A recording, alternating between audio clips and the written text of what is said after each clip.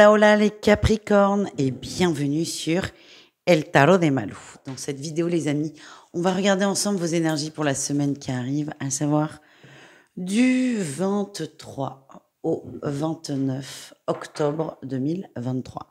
J'espère que tout le monde va bien. Comme toujours, vous prenez ce qui vibre, ce qui résonne avec vous, ce qui vous fait du bien. Si vous désirez aller plus loin, je vous invite à me retrouver sur mon site Le Tarot de Malou.com pour une guidance personnalisée, évidemment. Et pour celles et ceux qui veulent me voir en vrai, sachez que j'ai ouvert un cabinet à Cavignac. Cavignac, c'est dans le Nord Gironde. C'est au-dessus de Bordeaux. C'est vraiment à la frontière 33-17. Donc, n'hésitez pas. Et si vous voulez passer par le présentiel, ne prenez pas de rendez-vous en ligne, mais contactez-moi par mail ou par téléphone. Vous trouverez très facilement. Je bloque des créneaux exprès pour le présentiel. Voilà, les amis. Allez, on y va, les Capricornes. On y va. On va aller voir vos énergies de la semaine.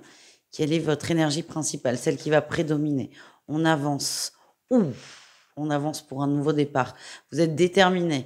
Là, vous êtes en train de lâcher les dernières choses. Les dernières choses à lâcher. Les dernières choses à laisser derrière vous pour enfin entamer une nouvelle année très symbolique. Alors, pour certains, et notamment une numérologue que j'apprécie énormément, pour Alexandra Gabriel, l'année en numérologie, j'arrive plus à parler, en numérologie commence en octobre, et sa thèse, elle est hyper juste, et moi, elle vibre énormément. Et là, ce que vous êtes en train de faire, c'est vous lâcher. On est fin octobre, les derniers trucs en trop pour vraiment vous libérer et vous ouvrir. Voilà ce que je ressens. Qu'est-ce qu'on a en atout pour vous, les Capricornes? Ouais, vous ne voulez plus, vous ne voulez plus vibrer le regret, le désespoir, l'attente, tous ces trucs-là hyper pénibles, hyper prenants. Vous n'en pouvez plus et vous reprenez confiance en vous. Vous reprenez du poil de la bête. Donc, plutôt que de nourrir ce qui ne va pas, vous allez vous tourner vers l'avenir. L'avenir, c'est devant. C'est un peu votre nouveau credo. Là, on laisse les derniers trucs derrière et on y va, on s'éclate. Qu'est-ce qu'on a en défi challenge pour vous? Ouais, il y a des petits conflits quand même, évidemment, mais c'est pas drôle sinon. Petits conflits. Alors attention à ne pas trop en faire, à ne pas chercher à aller trop vite, les amis. Ne cherchez pas à trop briller parce que là, vous mettez des choses en place, c'est très bien, mais lâcher prise trop vite, bon, c'est pas bon non plus. Ne cherchez pas à mettre la barre trop haute. Prenez le temps dont vous avez besoin, ça n'est pas une course. Qu'est-ce qu'on a en réussite? Ben, vous prenez le temps. Vous prenez le temps, il y a des choses qui se débloquent aussi. Vous allez vous rendre compte que sur des sujets, vous n'êtes pas encore assez mûr. Et donc, déjà, rien que le fait de dire, tiens, je suis pas assez mûr là-dessus, c'est pas le moment, c'est déjà une grande preuve de maturité. Donc là, c'est vraiment une grande victoire. Vous allez ralentir sur un ou deux trucs et c'est très bien. Ça va vous permettre de vous stabiliser, de vous organiser et de savoir. C'est comme si vous aviez une to-do list, en fait, vous voulez tout faire d'un coup et là, vous allez juste trier les priorités. Et vous allez y voir beaucoup, beaucoup, beaucoup plus clair. On continue avec le pro et on va aller voir deux cas de figure. On commence avec les gens qui sont en activité, qui travaillent. On va aller voir. Qu'est-ce qu'on a pour vous? Ouh. On ne se sent plus du tout épanoui. Ouais, on ne se sent plus épanoui et vous êtes en train de vous dire, mais attends, je vais pas passer ma vie dans cette entreprise. Alors, ni ma vie, ni 6 mois de plus. Vous êtes en train de vous rendre compte que cette entreprise n'est pas bonne pour vous et que vous commencez vraiment à y laisser des dents. C'est ça que je ressens.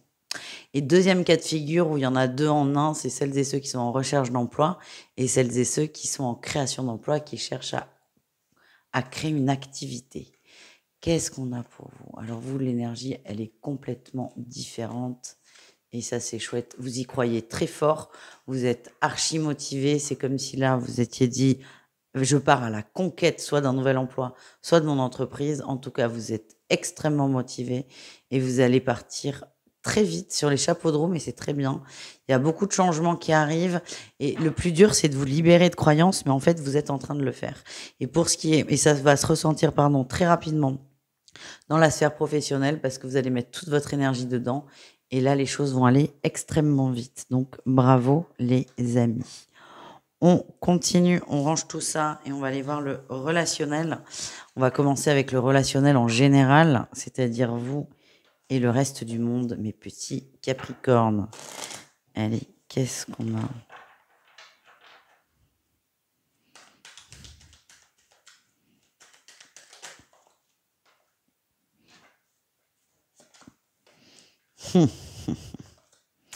C'est compliqué. C'est compliqué. Vous vous élevez, vous savez où est-ce que vous voulez aller, vous voulez aller vers du beau, vers du positif. Donc c'est très bien. Le problème, c'est que des gens vont voir ça comme quelque chose de négatif autour de vous. Attention, ouais. Il y a des gens qui sentent que vous prenez vos distances, consciemment ou pas d'ailleurs. Et on a des gens qui vont vous faire douter. Et ça va pas, ça me plaît pas du tout. Je sens une personne toxique autour de vous. Quelqu'un d'assez proche, hein, je vais pas vous mentir. Vous êtes plein de bonnes idées, ça brille dans les yeux quand vous en parlez. Et on a quelqu'un qui va vous saquer le truc. Qui va vous saquer pour vous saquer. Et ça, c'est pas bon du tout.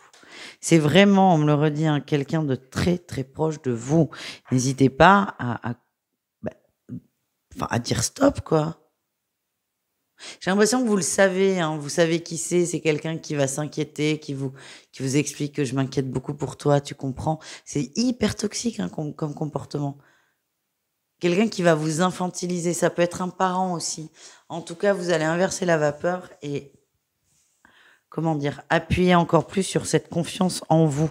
Et vous n'allez pas vous laisser influencer par l'extérieur, même si je sens que cette personne est très présente autour de vous. Voilà les amis, on continue avec le sentimental. Comme toujours, n'hésitez pas à tout écouter, il y a des messages dans tout. Et surtout, allez voir votre signe lunaire. Allez, on y va les Capricornes. Qu'est-ce qu'on a pour vous? Capricorne en triangulaire, pardon. Ouais. Eh oui. Oh là là, ça c'est dur, dur, dur, dur, dur. La maîtresse trompée, la tierce trompée, ça, il y a rien de pire. Enfin, il y a rien de pire. Si, il y a la mort. Mais on a une tierce trompée. Ou qui se sent trompé, qui se sent trahi. Et que ce soit une tromperie effective ou pas, c'est pas très important. Ce qui est important, c'est votre sentiment. Votre sentiment de mensonge et de trahison. Et quand je dis à rien de pire, c'est que c'est vrai que quand on est la tierce, on a l'impression qu'on va parfois sauver l'autre d'un couple où ça ne va pas. On va excuser que son autre trompe sa femme ou son mari. Et en fait, là, vous vous rendez compte que, ben non, en fait, c'est juste quelqu'un qui trompe. Il y a pas d'excuse. Et si vous voulez, c'est un peu ça s'est retourné contre vous et vous avez été trahi, vous vous sentez trahi. Alors ça, c'est dur à ressentir. Par contre, le cadeau, c'est que vous allez vous détacher de cette personne. Cette trahison, il y a peut-être un sale coup là sur la semaine. Un sale coup, c'est-à-dire un rendez-vous annulé à la dernière minute ou carrément pas annulé et la personne qui ne vient pas. Il y a vraiment quelque chose qui va vous rester en travers de la gorge. Donc ça, c'est difficile. Par contre, encore une fois, le positif, c'est que ce coup-là, ce sale coup, fait que vous allez vous détacher définitivement de cette personne. Voilà les amis. On continue avec les couples Capricorne. Qu'est-ce qu'on a pour vous? Eh ben oui, le pacte, tu m'étonnes.